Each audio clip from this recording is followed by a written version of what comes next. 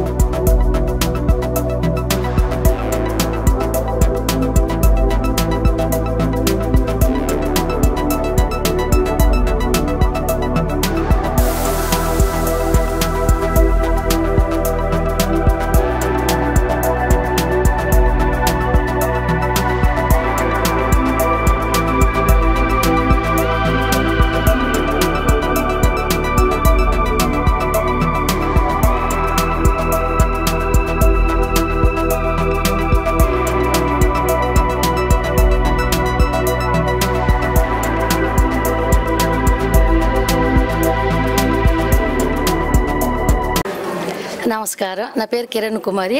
ఈ పూజ వచ్చి మణిదీప వర్ణన పూజని ఇది ప్రతి సంవత్సరం జరుపుకుంటున్నాము. దీనికి 9 మంది కూర్చొని 9 సార్లు పారాయణం చేయాలి. పూజని 9 రకాల ప్రసాదాలు పెట్టాలి, 9 రకాల పూలు పెట్టాలి అన్ని పెట్టి పారాయణం చేసి తర్వాత లలిత సహస్రనామం చదవాలి. ఇది వచ్చి చాలా విశేషమైన పూజ, అన్నిటికంటే గొప్పగా ఉంటుంది. పూజ చాలా బాగుంటుంది. అందరికంటే పెద్ద దేవత ఆ దేవత అమ్మవారు, లలిత అమ్మవారు. 9 నైవేద్యాలు పెట్టాలి. పండ్లు రకాలు 9 రకాల పండ్లు రకాలు పెట్టాలి.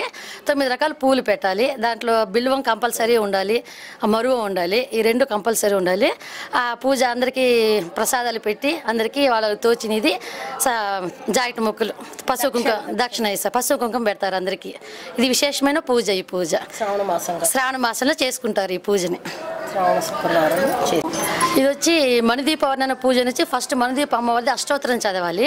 తర్వాత వచ్చి మణిదీప వర్ణన 9 సార్లు పారాయణ చేసేది తనిగా ఉంది అది. తర్వాత లలిత సహస్రనామం చదవాలి. ఆ చదివిన తర్వాత మంగళహారతులు ఇచ్చి పాట పాడుకోవాలి. ఈ పూజ వచ్చి సుమంగళి పూజ. ప్రతి శ్రావణ మాసంలోనే ఆడవాళ్ళందరూ కలిసి చేసుకునే పూజ. నేను అందరినీ పిలిచి నేను చేసుకుంటాను. సౌభాగ్యం బాగుండాలి, అందరూ బాగుండాలని చెప్పి ప్రతి సంవత్సరం నేను చేసుకుంటున్నాను. అది